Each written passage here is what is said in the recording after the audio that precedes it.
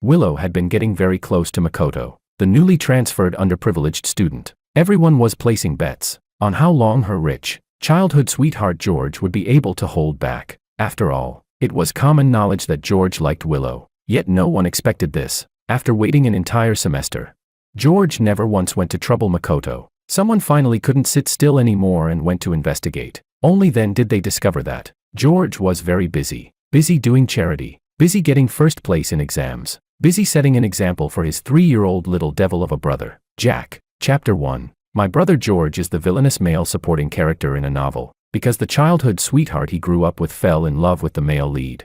He used his status as a rich second-generation heir to suppress and bully the male lead at school in every possible way. In the end, under the overpowering halo of the male and female leads, George's family was ruined and destroyed. No, absolutely not. I'm only 3 years old. I haven't even touched a black card yet. Is my laid-back rich kid life about to end just like that? In order to hold on to our wealth and luxury, I decided to keep my brother busy. The first task, getting the teacher to call the parents. George stared at the surveillance footage. The veins at his temples were bulging. He roared, "Jack, who told you you could treat kids at kindergarten like horses and ride them?" I puffed out my chest and replied righteously, "I paid them." George ground his teeth in anger and said, "Does paying mean you're allowed to do that? Who taught you this?"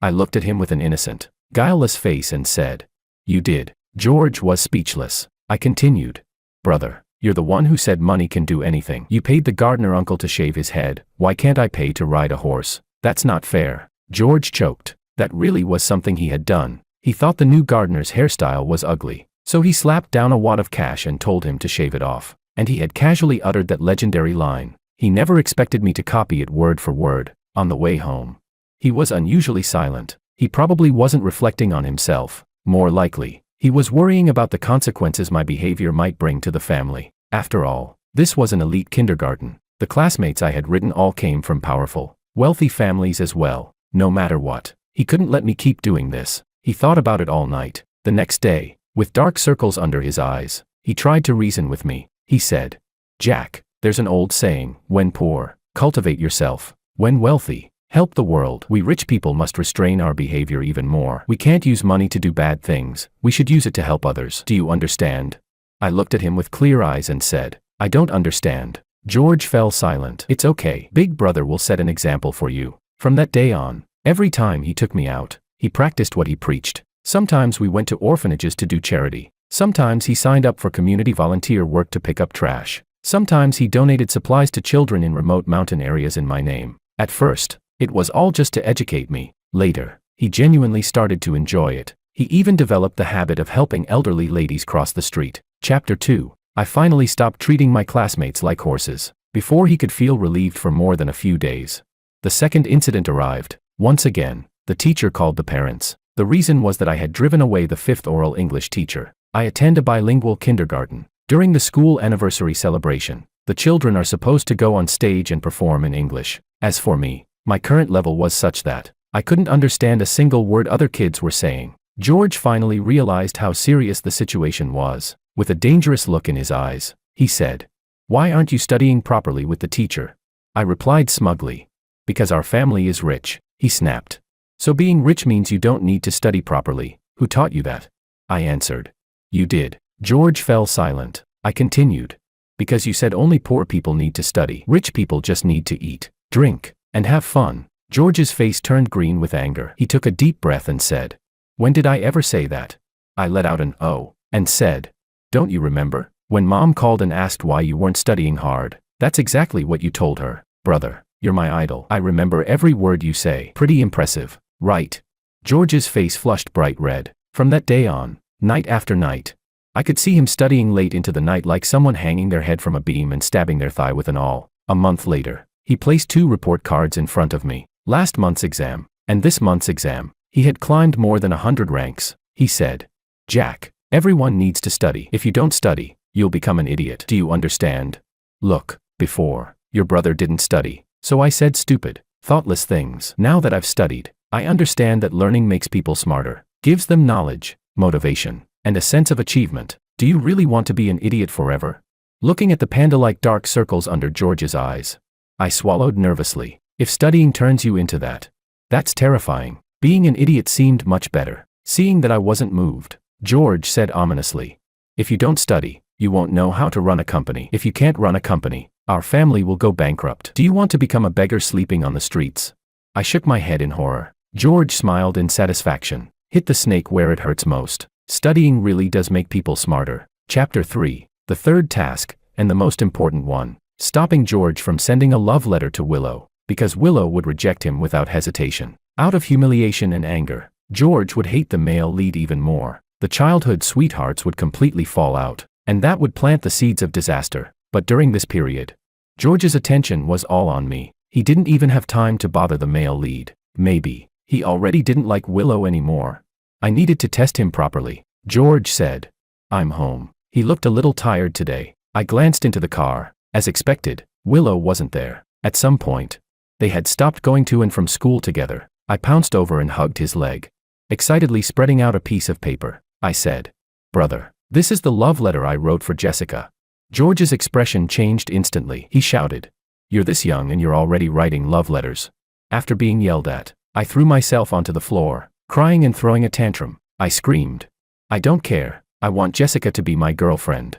George pressed his forehead. He had attended parent-teacher meetings for me before, so he had some impression of this Jessica. She was the prettiest and most popular girl in kindergarten.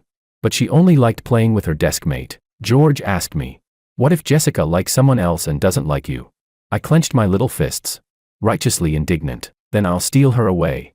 George laughed in anger. He asked, "Who taught you that? Don't tell me this was also me."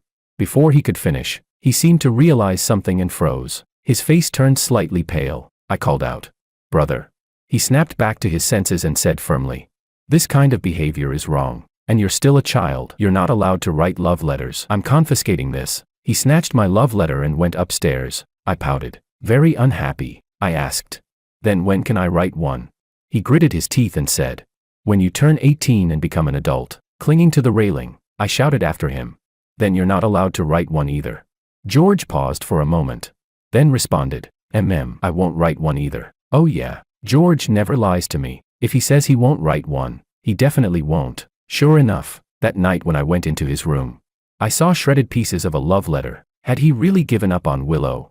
I stumbled back to my room in a daze. The rich second-generation heir life, saved. Chapter 4. I thought the plot was finally about to change, but just a few days later, an uninvited guest arrived at our house, Anna. If nothing unexpected happened, she would be George's future arranged marriage partner. The two families had long agreed on a childhood betrothal. Her transfer to this school had been arranged by the elders, so that she and George could slowly cultivate feelings. But she had zero interest in a spoiled, playboy rich heir like George. Instead, she was attracted to the male lead, poor but unyielding. Both the childhood sweetheart and the future arranged partner liked the same men. This only added fuel to George's eventual descent into darkness, pushing him to obsessive, near-mad extremes. Readers hated him, but as his younger brother, all I felt was heartache. I tightened my grip on my backpack straps, staring warily at Anna. She had a refined, delicate kind of beauty. On her ears were a pair of snowflake earrings with an elegant sheen. She bent down and teased me. "Hi, George's little brother, what was your name again?"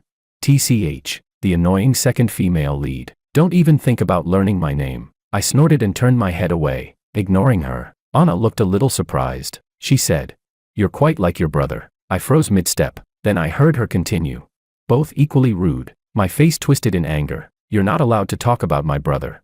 She was about to say more, when George's voice came down from upstairs. "Jack, go watch some cartoons for a bit. The butler made you some dessert." I looked up at him and smiled brightly. "Okay." Anna pointed at herself, tilted her head, and asked, "What about me? What about me?"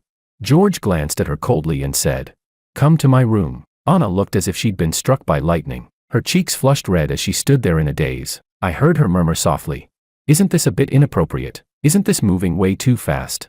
I rolled my eyes. Chapter 5. After the butler set up my cartoons and dessert, he left. When I heard his footsteps fade away, I immediately tiptoed upstairs. I pressed myself against George's door, ears perked up, eavesdropping. Fragmented voices drifted out from inside. Anna snorted coldly. "Let's get straight to the point. As long as you're willing to tell Uncle and Auntie to cancel the engagement, I'll owe you a favor." George let out a cold laugh. "Why don't you tell your parents yourself?" Anna replied irritably. "If my parents would agree, I wouldn't have had to transfer schools. George fell silent for a moment. Then he said in a low voice, "Fine, as long as you help me with something, I'll be the one to bring it up. I guarantee you'll be satisfied with the outcome." Anna asked. "What kind of help?" George replied. "Pretend to be my girlfriend." Anna sounded surprised. She said, "Don't tell me you want me to help you test your childhood sweetheart." George didn't answer. Instead, he asked, "You unwilling?" Anna chuckled softly. "Then it's a deal. I'll help set you two up." Bang. My head slammed into the door. Tears instantly welled up. I whimpered. "That hurts." George opened the door, clearly startled, speechless. He said, "Jack, why are you here?" I burst into genuine sobs. This is bad. He really did stop sending love letters, but now the situation is even worse. George hasn't let go of Willow at all. My rich second-generation heir life is still hanging by a thread. George grabbed me and lifted me up. The two of us locked eyes, both looking strangely conflicted, seeing the helpless, bitter smile on his face. I made up my mind, no matter what, I was going to change his fate. Chapter 6. George started going to and from school with Anna. Little by little, she began coming to our house more and more often. The two of them got along better and better. And it really did seem like they'd become genuine friends. When George took me out to have fun, he would bring her along too. We ordered afternoon tea at a cafe. George went to the shop across the street to buy me some ice cream. Anna rested her chin on one hand, staring dreamily at his back like a love-struck fool. I stared at her suspiciously. Anna snapped out of it, snorted lightly, and said, "Oh, George's little brother, what is it?" I pushed the pudding on the table toward her. Anna's eyes sparkled. "For me?" I nodded. I said, "Big sister, can you tell me about my brother at school?" I thought to myself, it would be best if she told me more about Willow and the male lead. Know the enemy and know yourself, and you'll never lose a battle. I cracked my knuckles in anticipation, but instead, I saw her ears slowly turn red. She said, Your brother, he studies really hard." I was full of question marks. She continued, "And he's very willing to help others. Once, he saw a lost elderly lady by the roadside and even had the driver take her home. We almost ended up late." My face was now covered in question marks. Anna's eyes shimmered as she went on. "And he's really, really gentle." My head filled with even more question marks. Second female lead. "It's only been half a month. Have you been possessed by a ghost?" And this is not what I wanted to hear. Wait. A flash of inspiration struck. I interrupted her and asked, "Then has my brother been dating any girls?" Anna seemed to think of something. Her smile faded slightly. She frowned and said, "You're so young, why are you asking about things like that?" I let out a cheeky laugh. I said, "Because my brother told me that underage dating is bad, so I have to supervise him too and make sure he doesn't date early." Sister Anna, don't you think I'm right? Anna froze for a moment, then her eyes lit up instantly. She said, "That's right. Underage dating is wrong. You need to supervise him." Big hand and small hand slapped together happily. A temporary alliance, officially formed. Chapter 7. At last, it was time for George and Anna's first date. More precisely, Anna had found out that the male lead had invited Willow to the amusement park. They deliberately came to sabotage it. Oh no, to accidentally run into them. After everyone met up, it turned into a four-person outing. Willow glanced behind them, a hint of disgust in her eyes. She said, "Why did you bring him along too?" George turned around. His pupils shrank violently. He exclaimed in shock, "Jack. Heh. This was a rare chance to keep an eye on them. Definitely not because I wanted to play. Yo, kid, you sneak out on your own." Someone teased. I tilted my head curiously. This was the first time I finally got a good look at the male lead. Handsome face, tall build. When he spoke to me, he even flashed a roguish, charming smile. Then I looked at my brother. His jaw was clenched tight, his eyes so dangerous they looked ready to shoot fire at any second. I swallowed hard and decisively ducked behind Anna to shift the blame. I said, "Big sister Anna brought me." Anna's face filled with question marks. Willow frowned and said, "If that's the case, there's no need to stay together. Makoto, let's go. Don't bother with them." She grabbed Makoto by the sleeve and walked off, not giving anyone a chance to speak. Makoto looked back and made all kinds of silly faces at me. I was speechless. George stared in the direction they left, his fists clenched tightly. "It must hurt a lot, right?" I gently tugged on his sleeve. I said, "I'm sorry, brother. Hit me if you want. I shouldn't have asked big sister to bring me." Anna also looked embarrassed and spoke up, sounding wronged. "I'm sorry, brother. Hit me if you want. I shouldn't have softened and brought him." I was speechless. She stole my line and subtly threw shade at me. "Just you wait." George let out a sigh and smiled helplessly. It really has been a long time since I last brought you to the amusement park. Let's have fun today, I cheered. Yay. Chapter 8. After playing a few kids' rides, we passed by a souvenir shop. I got stuck staring at the toys inside and couldn't move on. George was clearly used to this. He ignored me and was about to walk past. But the next second, Anna took my hand and pulled me inside. George had no choice but to follow. When we reached the mask section, I stopped. Anna instantly understood and immediately took down my favorite clown mask and put it on me. I pointed at the extra-large version of the same mask next to it. I said, "Brother, you should wear one too." George was speechless. He said flatly, "No, I refuse." I pouted, and tears immediately welled up in my eyes. George rubbed his forehead helplessly and said, Fine, I'll wear it." "Okay." He somewhat roughly grabbed one and put it on himself. I turned my head and said, "And Sister Anna too." George glared at me. "Jack, that's enough." Anna watched us bicker, the smile on her lips never fading. She said, "All right, I'll wear one too." Now I was satisfied. I said, "A family should match neatly from head to toe." The two of them looked at each other, then quickly looked away. George looked disgusted. Anna looked shy. While checking out, people behind us were quietly whispering. Someone said, "This family is so good-looking. The parents look like celebrities. They're so young, probably older brother and sister. Hee hee, they look like a young couple. Such a perfect match, so pleasing to the eye." I glanced at Anna. "Oh wow, this is bad." Her whole face instantly turned red. George said, "Let's go." He grabbed my hand and pulled me away. At the escape room entrance, we ran into Willow and Makoto again. Willow noticed the masks on George and Anna, her gaze turning even colder. Makoto took the initiative to invite us. He said, "We're going to play an escape room. Want to join us?" George didn't say anything. I knew he wanted to go, but he was worried about taking care of me. So I ran up to the front desk staff on my own. I said, "Brother, you and sister go play. I'll wait here nicely." "Okay." George bought me an ice cream. He said, "Don't run around." I nodded obediently and glanced at Anna again. I whispered to him, "Protect Sister Anna well." "Okay, don't lose her." George smiled. "Roger that, Commander." Chapter 9. After coming out, George seemed distracted. He said he'd been messed with by the NPCs, but I saw the worry and restlessness hidden in Anna's expression. It didn't seem that simple. On the way back, no one spoke. The atmosphere was heavy and stifling. That night, George's eyes were red. He didn't eat dinner and went straight to his room to sleep. It was because of Willow, wasn't it?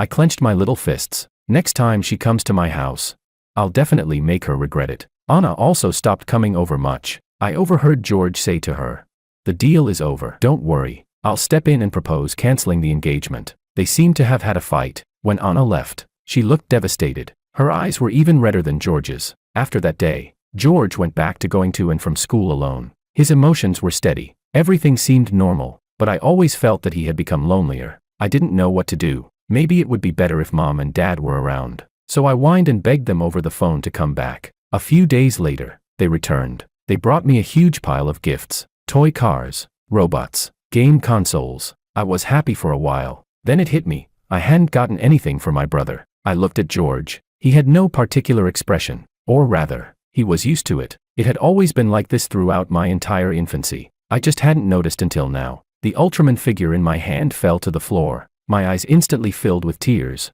as if I had connected with George's inner world. Suddenly, I felt overwhelmingly sad. Chapter 10. As far as I can remember, Mom and Dad were always busy. They only came home a few times a year, but the housekeeper said things got much better after I was born. Their business was overseas. Before that, there were years when they didn't even meet once. They missed George's entire childhood. So when brother saw this scene now, it must have been painful for him, right?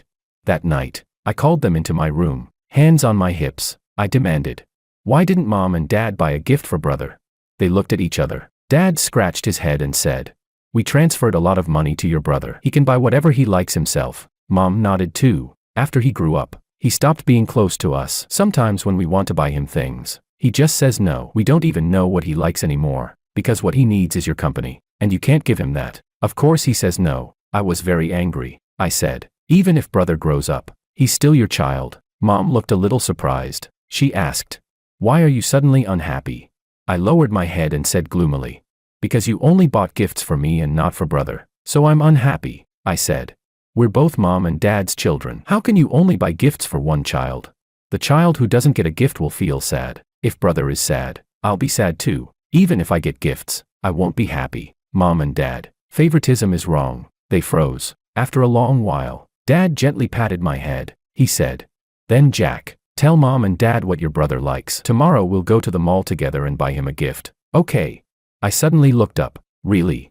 Mom smiled too. She said, "But you can't tell your brother. It's a surprise." I shouted happily. "Yay. We'll secretly go to the mall. I won't tell brother." Chapter 11. The next day, we set out early. Mom picked winter clothes for brother at the mall. Dad took charge of all kinds of electronics like phones and headphones. I picked out a new pair of sneakers for George. Brother loves playing soccer. He'll definitely like this gift. Dad stared at a watch in the display case for a long time. Mom said, "Our son is almost an adult already. It still doesn't feel real." Dad sighed as well. He said, "We've been so busy with work all these years. We've spent too little time with our children. We owe him." In the end, they bought that watch because they felt George would like it. I urged them to go home, eager to see brother's happy face when he received the gifts. But the housekeeper said he'd gone to a classmate's house. This was the first time brother hadn't come home for the night. I wasn't used to it at all. I tossed and turned for a long time, unable to sleep. Later, I secretly slipped into George's room. Only after lying on the sofa in his room did I finally fall asleep, half dazed. The next day, George came back after school, but he was very strange today. He didn't talk to me. He didn't even look at me and went straight back to his room. Was he in a bad mood again because of Willow? I ran to his door and knocked. "Brother, do you want some fruit?" "Brother, play with me for a bit." "Brother, I learned a magic trick from my desk mate. Do you want to see it?"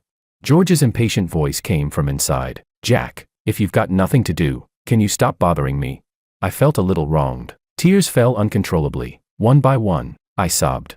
"Brother, did I do something wrong that made you hate me?" He suddenly pulled the door open. His emotions finally exploded. He said word by word, "Yes, you're right. I do hate you. And don't call me brother anymore. Do you know that you're not my little brother at all?" The air instantly went silent. Then he changed his tone. "That night, I heard it. You and Mom and Dad went to the mall and didn't want to tell me. You're the real family. Then why come looking for me? Anyway, you never treated me as your brother."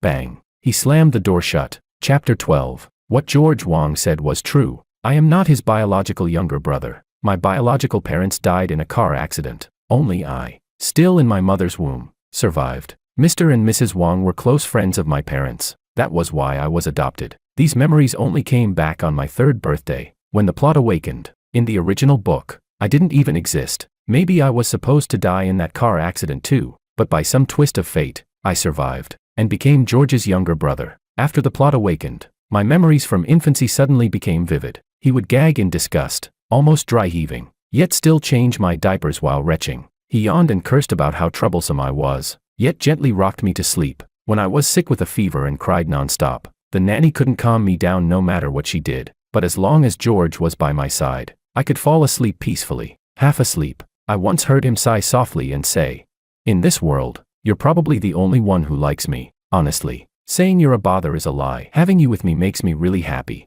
That was the kind of person he was. Someone whose words never matched his heart, even when he was this angry. Even when the words were right on the tip of his tongue, he still didn't say them out loud. Clearly, if he had just said it, I would have never dared to bother him like this again. I'm not even his real brother. What right did I have to ask for so much? But he didn't say it. The truth took a detour and turned into a sentence spoken out of spite. Or rather, in his heart, I was his real younger brother. That was why secretly going to the mall with Mom and Dad made him so furious. How could a George like this possibly be the vicious male supporting character from the book? He was the best brother in the world, and the family member I loved the most. Chapter 13. After Mom and Dad came back, the surprise that had almost turned into a scare was finally delivered. I didn't know what they said to George. He sprinted downstairs, not even having time to put on his shoes. I was watching cartoons. When I saw George appear, my eyes lit up. I said, "Brother, you're not mad anymore?"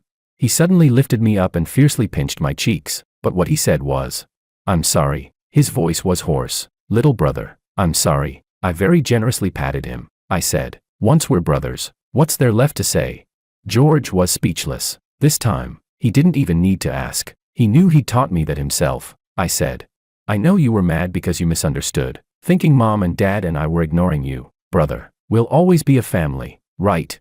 George nodded. He said, "Yeah, we're a family. You'll always be my little brother." I grinned. Seizing the chance, I made a request. "Then can you watch cartoons with me?" He sat down beside me. Helplessly, he said. Only half an hour. I tried to bargain. Just a little longer, please? George shook his head and said firmly. No, it'll ruin your eyes. Yep, still the same familiar brother. At the entrance of the media room, Mom and Dad looked at each other. Both of them smiled. Chapter 14. Anna started going to and from school with George again. I only found out much later. Turns out George didn't go home that day. He went to watch the stars with Anna. Now Anna even comes over to my house on weekends. She lounged comfortably, half reclining on the sofa while eating fruit. When she noticed me staring at her, she blinked at me playfully and said, I know, you're craving snacks, right? I'll go ask your brother for some. After saying that, she hummed a tune and got up, heading toward the yard. I was speechless. I'd given her another chance to stick to George again. I narrowed my eyes at her love-struck, fangirl look. My fists clenched tight. It made me furious. She was always hogging my brother's time that was supposed to be spent with me.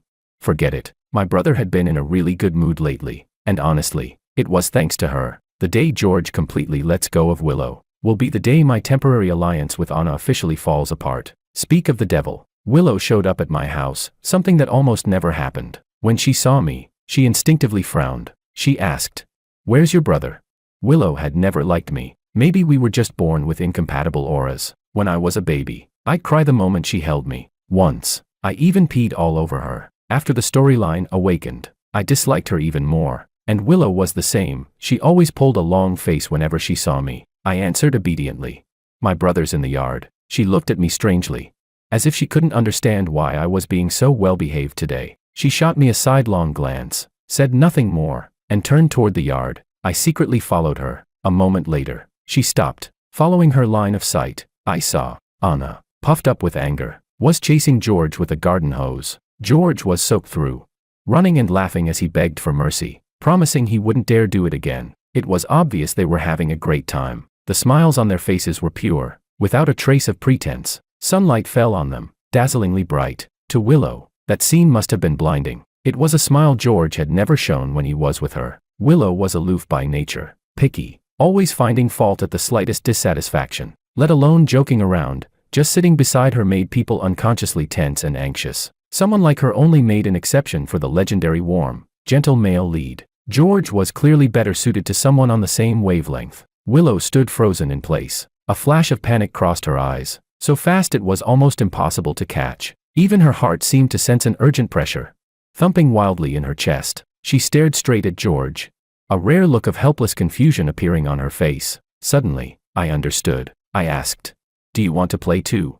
As soon as I finished speaking, I sprayed her full in the face with a water gun. Droplets slid down her cheeks, making her look pitiful and wronged. But this time, she didn't say a single word. She wiped the water from the corners of her eyes, and turned away, leaving. Chapter 15. Time flew by. In the blink of an eye, I was already a kid in the senior year of kindergarten. George and Anna were about to take their college entrance exams. Mom and Dad asked George whether he wanted to study abroad. He refused. My brother must be unwilling to leave me. After school today, it was Anna who came to pick me up. She said, Come on, I'm taking you to eat something delicious. George had gone with our parents to a charity gala. Sister Anna said she wanted to take me out to have some fun, because she needed a favor from me. She wanted me to help her think of an idea. Anna rested her chin on one hand, looking troubled. She puffed up her cheeks and complained. Why doesn't that idiot understand? He's always hot and cold with me, and I don't even know why. But lately he's been especially distant. Sipping my juice, I said. My brother wouldn't be cold to someone for no reason. Maybe you did something wrong. Anna suddenly remembered something and immediately felt guilty. Her voice dropped so low it was almost like she was talking to herself. She said, Could it be because I told Makoto to keep his girlfriend in check and stop coming around to flirt with George? So George got mad. She said indignantly. What's so good about Willow? That toxic cheater anyway. She's not prettier than me. Her figure isn't better than mine either. And she walks around every day with a face like everyone owes her money. What on earth does George like about her?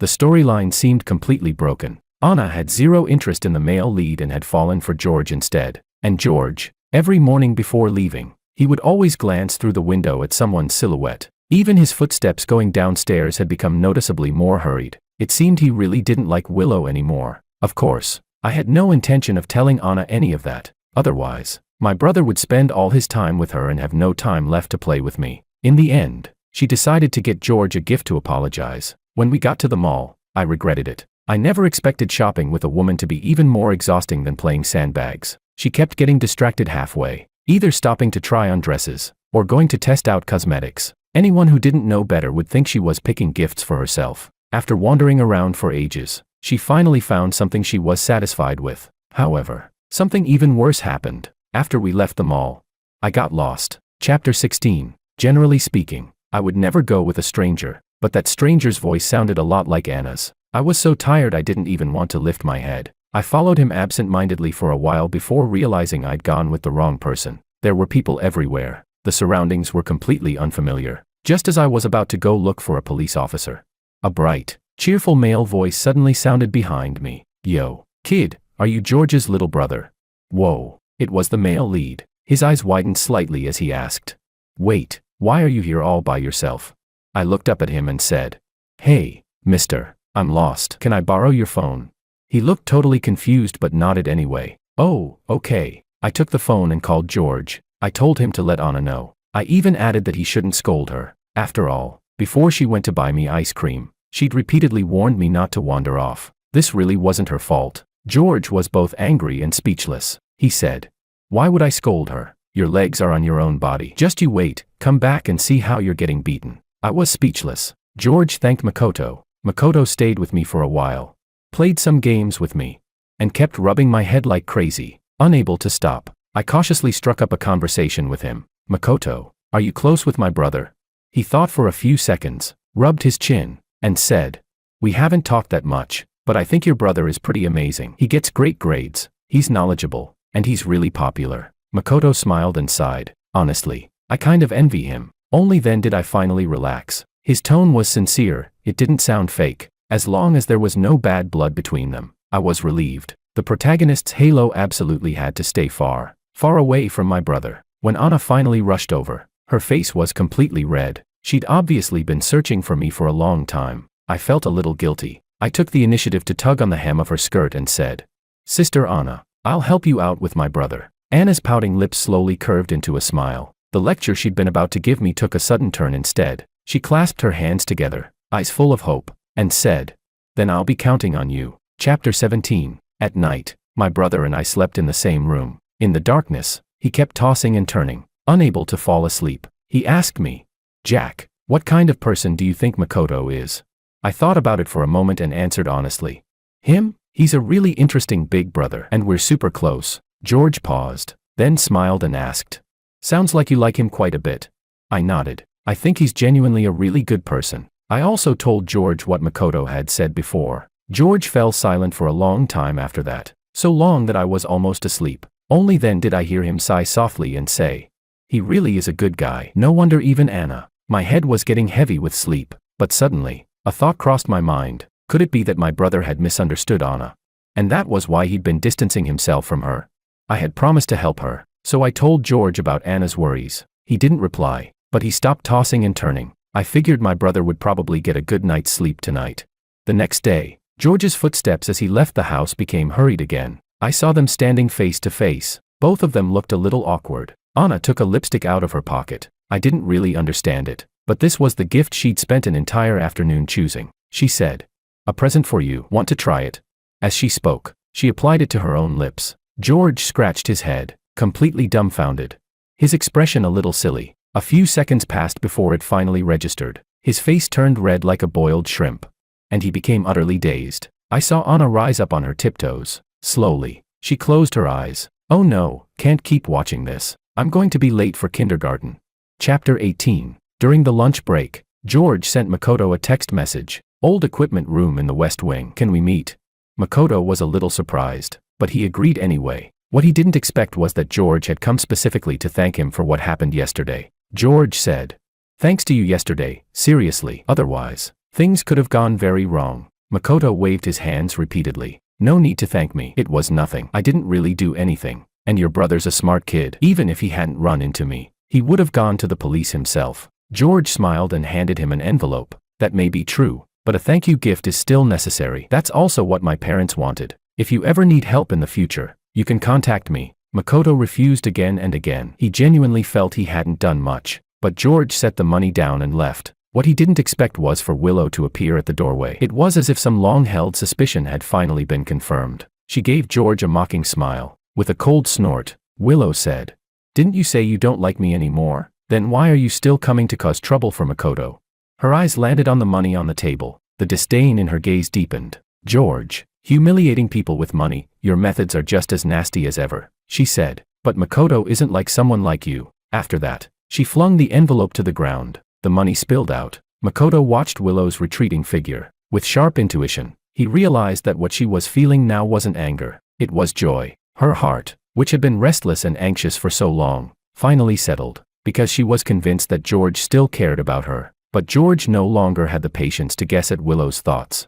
Nor did he care about her emotions. He only let out a cold laugh and said, "Willow, we grew up together. I thought that even if you didn't like me, you wouldn't think of me as someone this despicable. I wouldn't do something like that, and I certainly wouldn't do it for you. From now on, we're no longer friends." After George left, Willow stood frozen in place. Makoto bent down, picked up the envelope from the ground, and brushed off every bit of dust on it. With a roguish grin, he said, "Willow Lu, Miss Lu, you might not know this, but you really misjudged me. I'm just a vulgar guy, greedy and lustful. And of course, what I love most is money." There was no response. He chuckled again. "You misjudged me because what you liked was only the version of me you imagined. You said I'm different from someone like George. He has money, status, and family. That part's true. I'm nothing like him. I have nothing at all. So when you took the initiative to get close to me, it felt unreal, like a dream to me. Wasn't that a chance to turn my life around? So I wanted to seize it. I even once treated George as an imaginary rival, but I quickly realized that the one you liked wasn't me at all. You were just repeatedly testing George, trying to control him.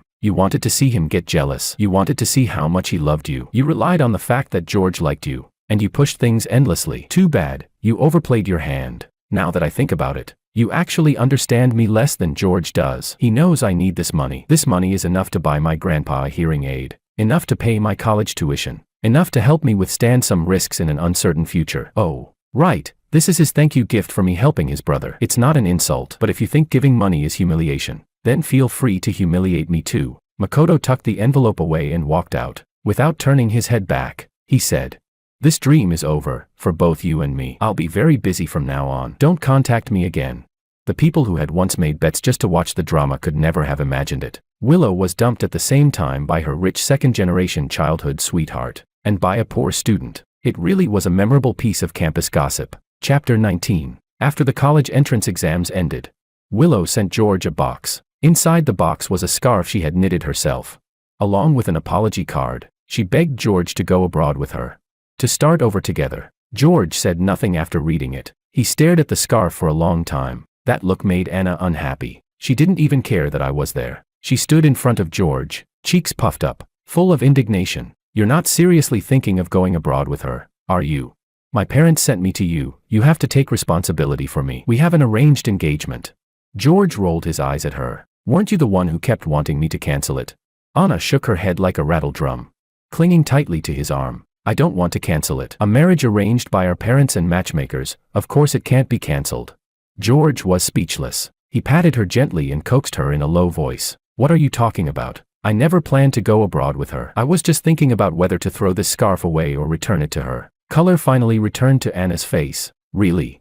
George shrugged, his tone indulgent. "After all, I already have a fiancé. I can't be accepting things from other women." Once Anna reacted, she was so excited she could barely contain herself. She pulled out her phone, but failed to unlock it several times in a row. Stammering, she said, Quick, hurry up and make it official." And just like that, the temporary alliance was completely shattered. I stormed off in fury. I'm not playing with those two anymore. Chapter 20. On the day of George's coming-of-age ceremony, he invited many classmates from school. Makoto was there too. I quite liked him, so I took the initiative to go say hello. When Makoto saw me, his eyes lit up just like before. "Jack, long time no see. Don't run off." "Huh?"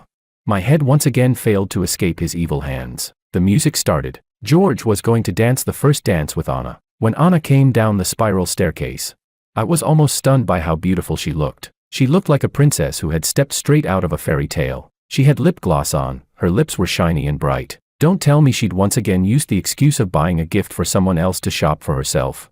George held Anna's hand like a gentleman. They looked at each other and smiled. Makoto sighed. They actually look pretty well matched. Right, right.